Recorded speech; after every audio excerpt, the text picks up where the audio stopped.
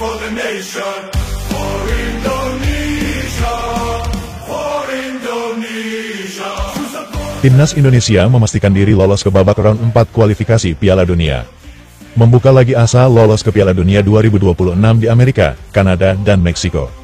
Segala peluang yang ada, Indonesia terus mendapatkan banyak sorotan, sekaligus dukungan dari berbagai elemen untuk bisa menembus tebalnya dinding dunia. Salah satunya dari Presiden FIFA, Gianni Infantino, bahkan pria berkepala pelontos itu cukup berharap kepada Indonesia untuk bisa lolos ke Piala Dunia 2026. Perjuangan timnas Indonesia untuk meraih mimpi ke Piala Dunia harus diakui memang sangatlah berat.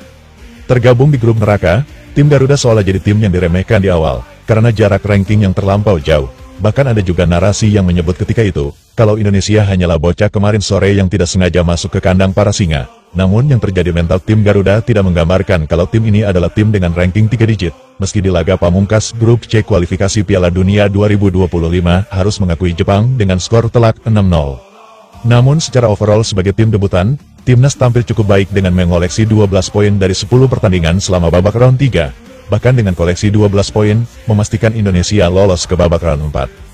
Sementara itu jika berbicara soal fanatisme Indonesia, memang tidak usah ditanya lagi, setiap laga, timnas Indonesia selalu mempunyai supporter yang selalu siap memberikan dukungan. Itulah kenapa tim Garuda tidak akan pernah sendirian, dan hal itu bisa dilihat baru-baru ini saat tim Indonesia bertandang ke markas Jepang.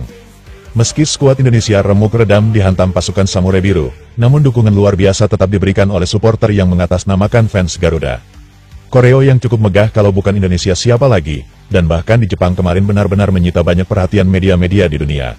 Bukan hanya media luar yang merinding, asisten pelatih timnas Indonesia Alex Pastor pun turut kagum melihat supporter tim Garuda.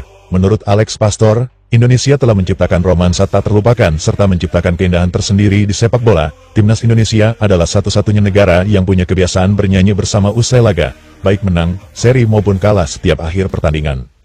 Semua pemain staf pelatih bernyanyi bersama supporter di dalam stadion. Indonesia telah menciptakan keindahan dalam sepak bola, ucap sang profesor. Sementara itu keberhasilan timnas Indonesia lolos dari grup neraka pada akhirnya membuat media-media internasional kembali menyoroti kiprah tim Garuda di round 3. Babak round 4 inilah Indonesia semakin membuka asa tim Garuda untuk tampil di panggung tertinggi sekaligus menjadikannya kian terangkat termasuk oleh FIFA yang seolah memberi jatah khusus pasukan merah putih. Soal ekspos yang ada dengan sering posting soal Indonesia di sosial media, mereka dan tentu akan selalu ingat anggapan Gianni Infantino yang menyebut Indonesia adalah tim paling seksi di Asia, dan itulah mengapa wajar jika rival Indonesia di ASEAN ataupun di round 3 memberikan reaksi jengkel. Di sisi lain dengan situasi yang ada pada akhirnya juga membuat AFC makin tersadar, kalau Indonesia bukanlah tim yang bisa seenaknya bisa dipermainkan. Menurut Tom Haye, tidak ada alasan lagi bagi siapapun untuk meremehkan timnas Indonesia.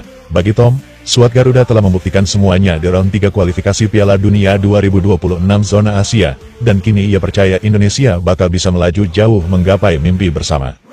Saya pikir beberapa tahun yang lalu orang-orang tidak akan menyangka bahwa kami akan bisa bersaing dengan Australia misalnya, tentu saja dan saya pikir itu sudah menjadi salah satu langkah besar yang telah kami buat yaitu bahwa tidak ada tim bahkan ketika kami bermain lawan Jepang, kata Tom Haye. Tom Haye menjelaskan, tentu saja hasilnya bukan seperti yang tidak diinginkan, tapi sebelum pertandingan dan juga bagaimana kami memulainya semua orang di Asia tahu bahwa mereka tidak bisa meremehkan Indonesia.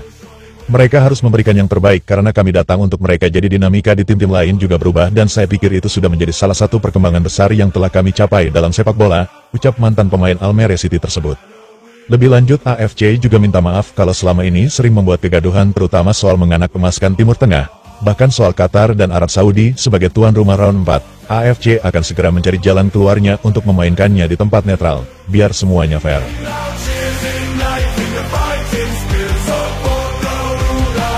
Showing